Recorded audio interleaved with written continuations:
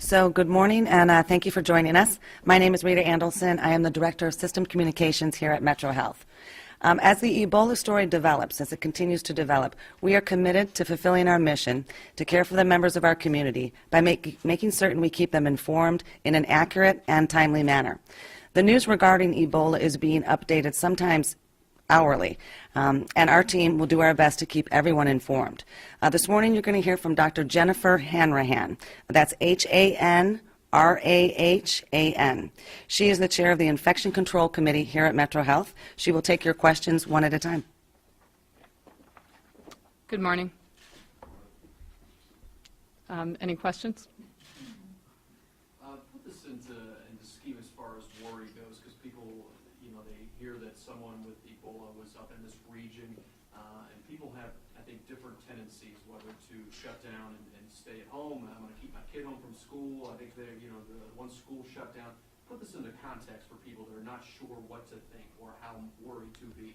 Yeah, I think it's understandable that people have anxiety, but I also really want to make it clear that at this point in time, there is no reason for concern. So Ebola is not that easily transmissible. You have to have direct contact with somebody who's sick or with their bodily fluids. And so it's not something that's going to be spread just by going through the airport where that person was, or even being on the same airplane really isn't enough for it to spread. It's not airborne.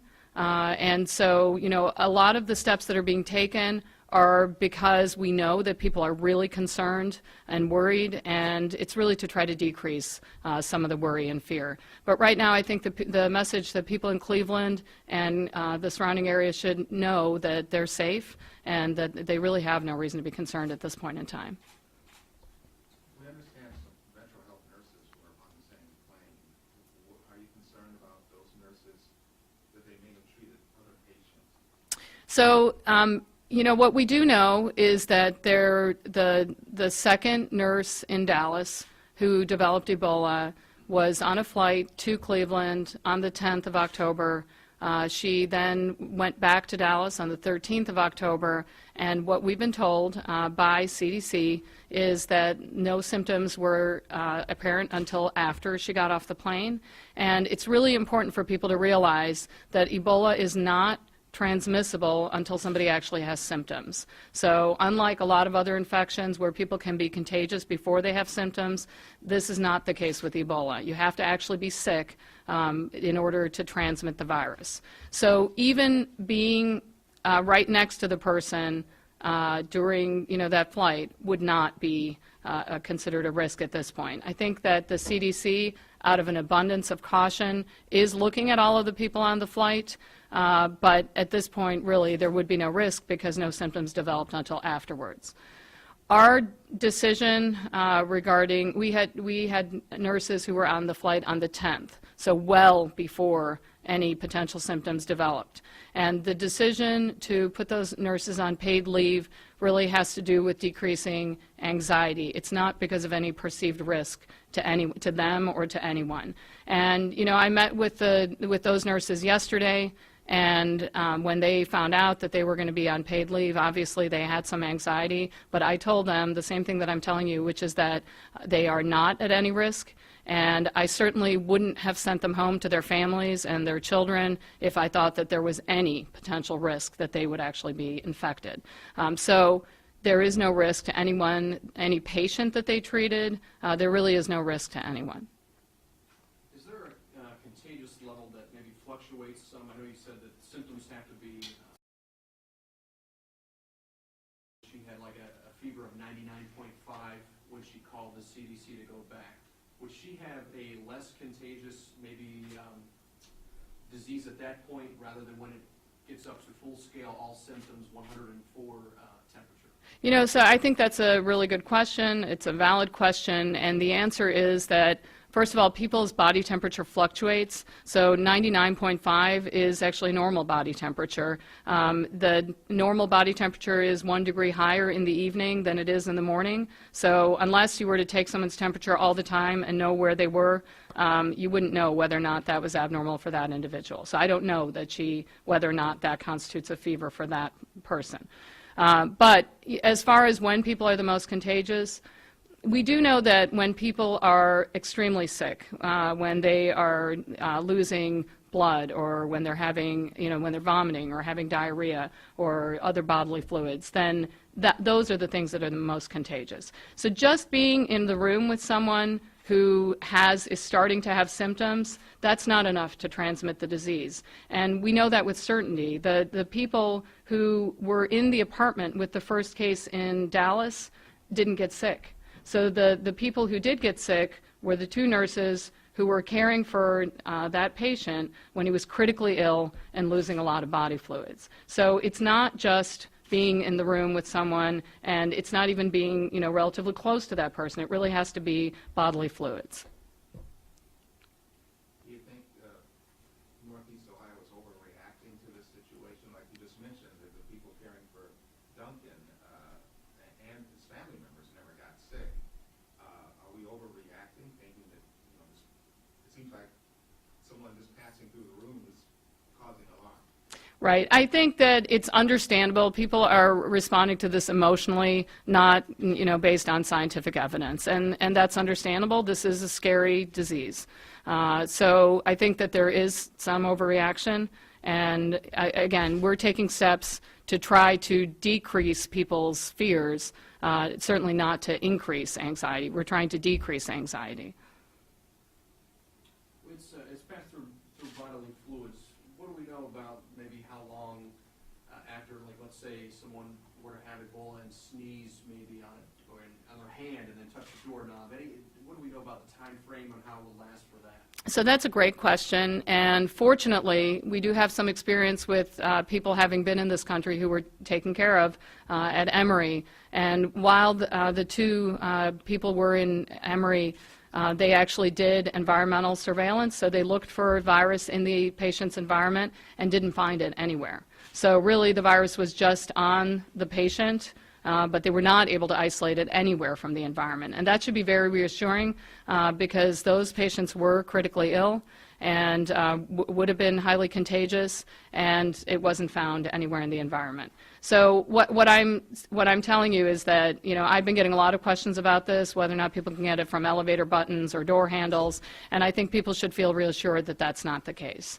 I would encourage people to wash their hands frequently. I tell people to do that anyway. I think it's a good idea. And then the other thing is, I think it's important for people to know that we are starting to be in the respiratory virus season. So this is when people start to get fever, flu starts to show up. There's lots of illnesses that show up around this time, and people are going to be worried that they might have something. At this point in time, the most likely thing that people are going to have is influenza. It's certainly not going to be Ebola virus, and you have to have direct contact with the case. So just having symptoms is not enough. You need to actually have direct contact.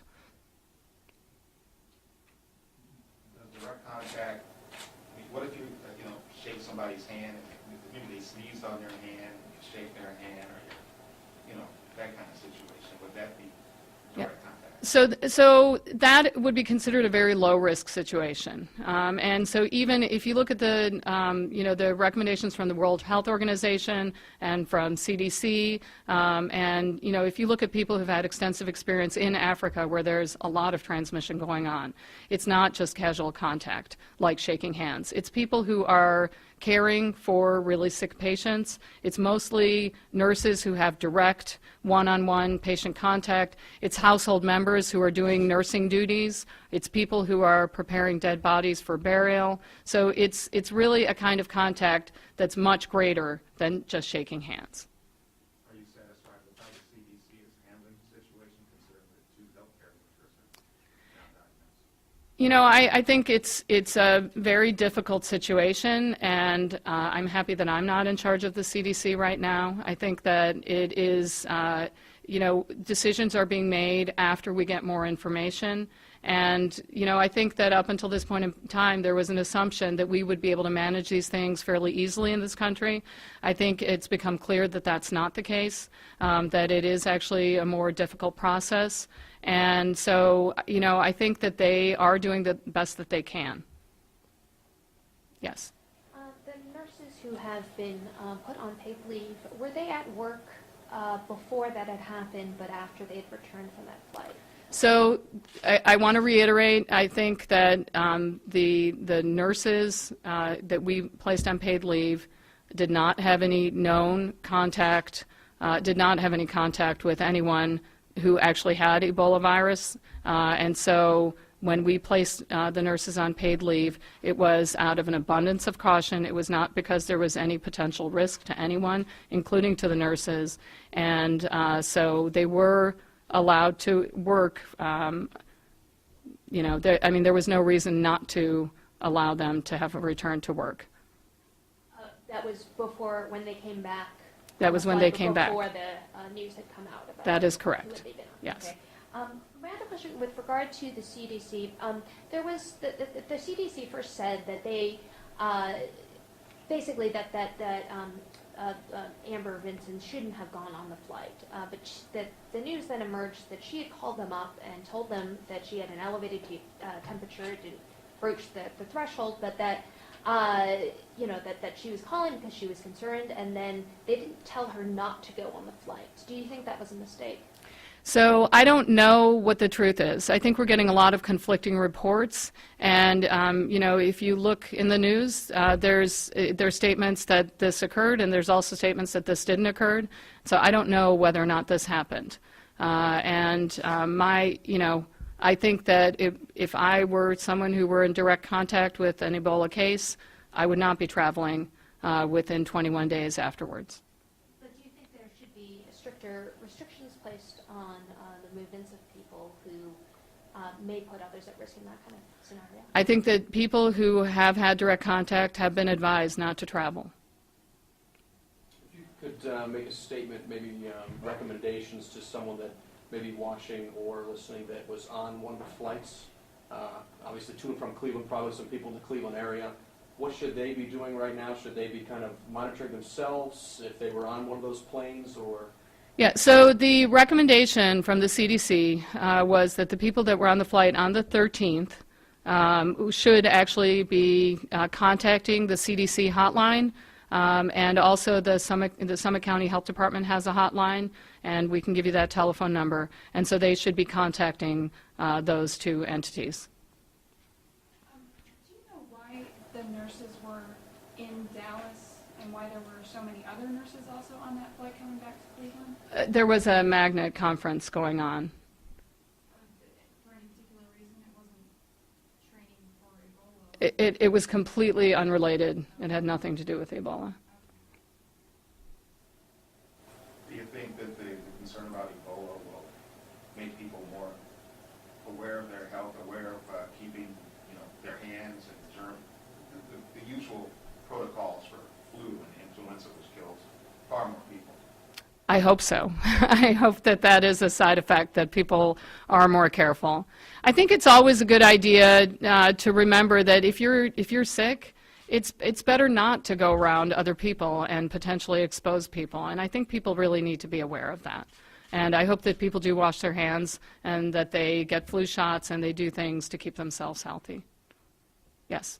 Is there any danger or potential unintended consequence of overreacting in certain ways that, you've seen people take precautions and institutions even react in ways that don't actually seem to follow the logic of what you need to do to contain this illness, both here and overseas? And I was wondering if you could speak to that a little bit and whether you have any concerns about the response. Yeah, I think that's a great question, and I think you're correct. I think you have to have a reasonable response. And I am aware that there have been some schools in the area that have decided to close because they thought that there was somebody that was on an airplane, maybe even after this nurse flew. And, that's not necessary. And obviously the danger there is that the kids are not going to be in school, and then obviously parents have to figure out, what they're going to do with kids who are not going to school. And so, yes, there are potential consequences. I think that we need to be careful and that we need to not overreact, but I think we also need to be sure that people know that they're completely safe. And one of the reasons that we made the decision that we made was to make sure that all of our patients, staff, visitors, that everybody felt completely comfortable that they were not at any risk here. And I feel very comfortable that that the nurses that were on that flight are not at risk, but I want to be able to reassure everyone that there's absolutely no risk. One more thing. There were some comments made. The perspective is that to best contain the virus and to best protect Americans, we, not just the U.S., but other folks in the world, need to do more to contain the virus in West Africa, where obviously the casualties have been the worst. And I was wondering if you could speak to that point a little bit. Yeah, I think this is one of the worst situations imaginable, really. When I read about what's going on in Africa, it's horrible for those people. And the thing I think that this brings to light is that when there is any infectious disease outbreak going on anywhere in the world, we're all potentially at risk because we're an airplane ride away from that situation. And so, yes, the thing to do is to do more to contain the virus at its source. And there are a lot of sick people, and there's all these estimates about how many more people are going to be sick, and it takes, now that it's grown to this level, it takes a huge amount of effort and money and resources in order to be able to contain this. But absolutely, I think that more needs to be done. There was some discussion today about the gear that they were wearing at Texas Presbyterian, with whether the neck was exposed and stuff. Can you kind of go through MetroHealth? What if something did happen, their preparedness to treat this? Yes. We have been training staff, and we are going to have ongoing training until everybody is trained to be able to put on the equipment and take it off. One of the things, I just want to back up a little bit. Putting the stuff on is not that difficult, but taking it off actually turns out to be difficult. You need to have some training to do this. It's not an easy process. And so when you put it on, you do want to make sure that everything is covered. Now, if you're dealing with somebody who, say that you were to walk in and say that, I have a fever and I otherwise feel okay, but I have a fever and I just came back from Liberia, then we would isolate you and people would put on the personal protective equipment and then evaluate you from there. So we have protocols in place.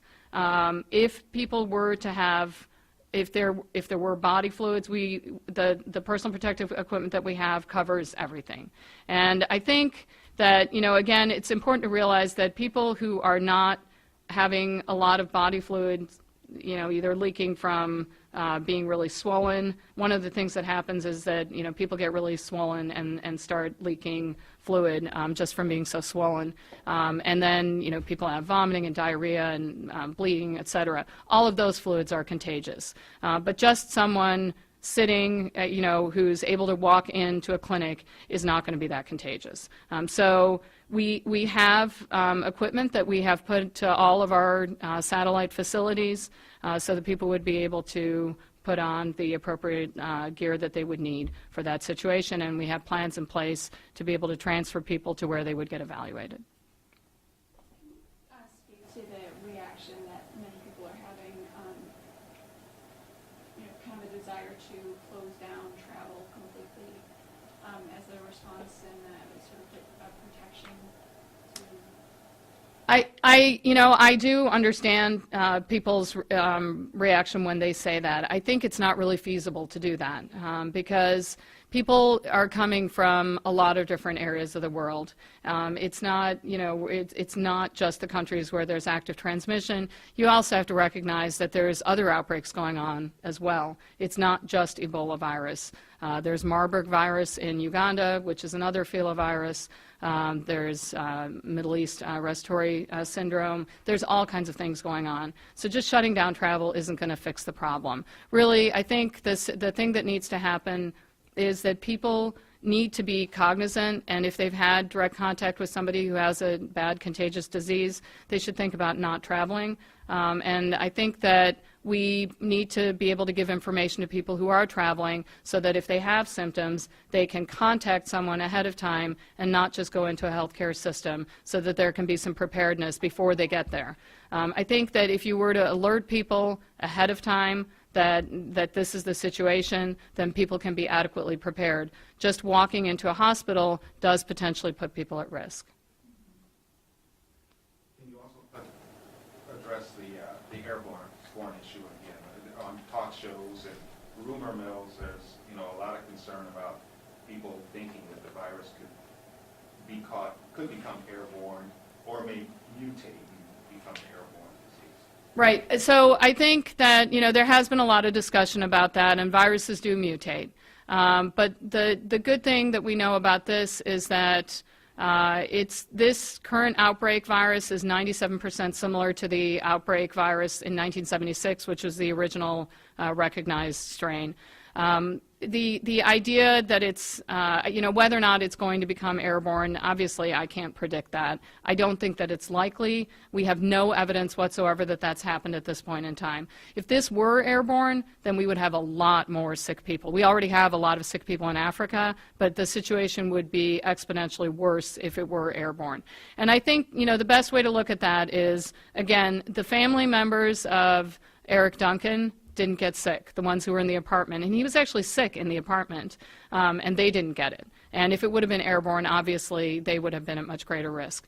The other thing is that the first case that happened in Nigeria, which was an individual who flew from Liberia to Nigeria, there's pretty detailed accounts of what happened there. He was really sick at the time that he got in the airplane.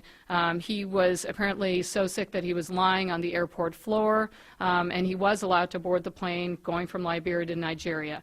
As soon as he got apparently visibly sicker while on the plane, but he was careful not to touch anybody. They said that he was holding himself in a way not to make direct contact with any other passenger, and that he was careful where he was sitting in the airport as well.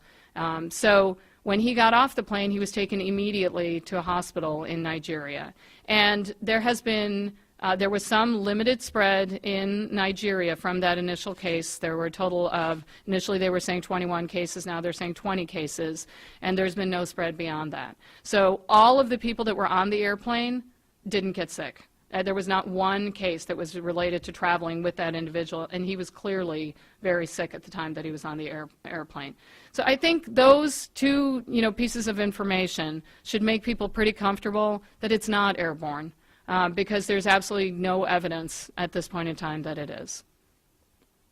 Yes? There was concern from the National Nurses Union and other nurse organizations about how well they would be protected, how well you know, the protocols would be put in place for folks on the front lines of caring for these kinds of patients. And I was wondering whether you could address that concern and whether you feel like you know, this place and others need to take further measures. Yeah, I think that nurses are the people who are at greatest risk. There's no question about that. And their concerns are very legitimate. And I do think that there needs to be a lot of training. As I've mentioned, the equipment is somewhat, you have to put it on in the correct order, and you need to take it off very carefully without contaminating yourself in the process, and you need to have training to do that. It's not an easy process. It's not something you can learn immediately when a case were to come in. You would need to really practice that ahead of time. I think that there does need to be a lot more training, and we are doing that training now, and we will be doing that training until we're comfortable that everyone is trained, and we will make sure to have ongoing training. I want to mention that this situation is evolving. As Rita mentioned at the beginning, it's possible that by this afternoon there'll be a completely different plan in place. There have been discussions of having regional healthcare centers that would be taking care of patients, and it is conceivable that you actually wouldn't be training everybody, that you would be training regional centers. But whether or not that's going to happen, I don't know at this point in time. I just want to say that as the situation evolves, we will respond to it.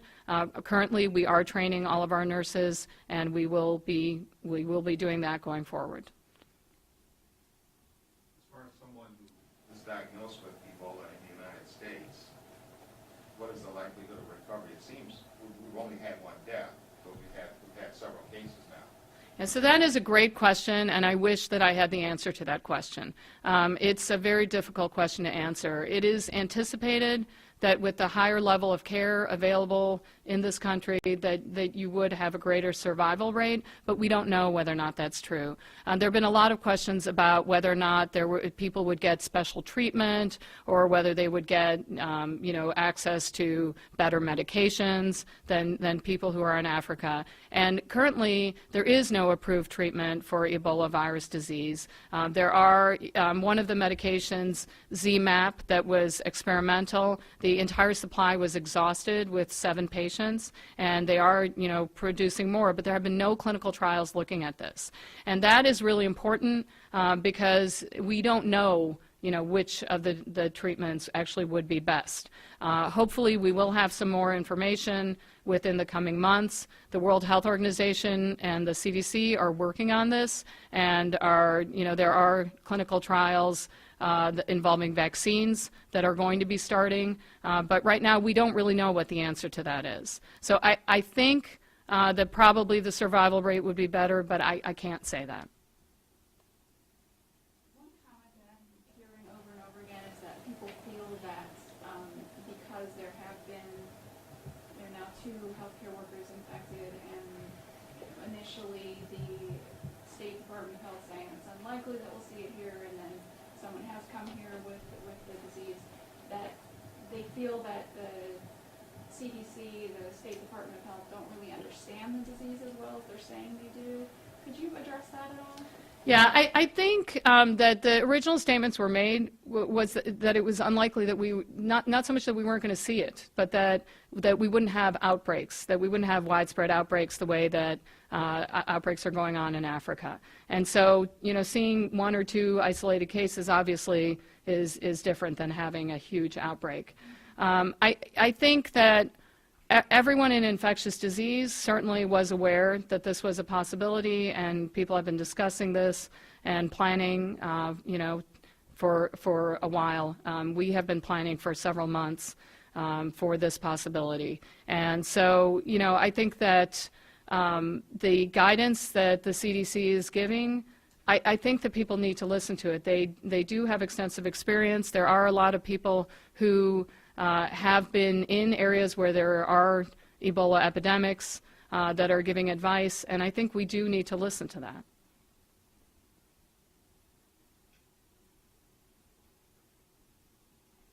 All right. Thank you. Thank you. There's no more questions. Thank you.